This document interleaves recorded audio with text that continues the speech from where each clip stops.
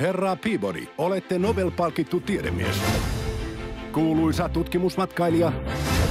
Pystyttekö selviämään ihmispojan kasvattamisen haasteista?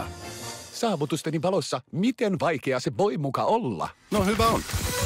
Ensi vuonna maailman viisain koira kohtaa elämänsä haasteen. Missä ikinä sitten olenkaan. Heippa, herra Peabody! Isyyden. Herra Peabody, Sherman tappeli tänään koulussa. Jos tytön vanhemmat nostavat syytteen, menetätte Shermanin huoltajuuden. Lopullisesti. Ketkä tulee kylään? Pian näet. Usko hyvällä, että kun tyttäreni on kyseessä, mikään ei ole tärkeämpää kuin tyttär... Haloo? Joo, ihan hyvä hetki. Se vihaa mua. Murmaa hänet. Vaan älä kerro Waybackista. Sen nimi on Wayback. Se on aikakone. Wow. No nyt se on nähty. Eiköhän palata? Ei. Sherman, Penny, miksi nuo antiikin ajan asut? Toi eksy muinaiseen Egyptiin. Mä kiirusin kunkututin ja sit loppu lepö. Troijassa. Käytitte Waybackia? Joo.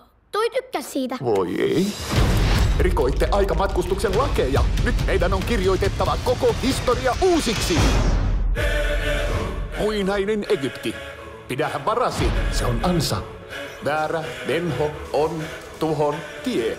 Sinun vuorosi. Venoraan vapauteen vie jota. Oi ei. Juokse! Kreikan sankarit. Joku jätti tän meille! Lahja. Kiva. Sehän on kuin meidän heppa. Enpä oottanut tuota. Me revimme reijän aika-avaruusjatkumoon. Hissan suurmiehet tulee kylään. Tuttis! Penny!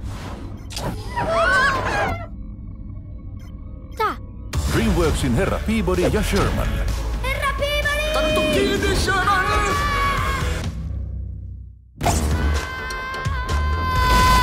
No Sherman, se oli suoraan, sanonko mistä? Mä en tajua.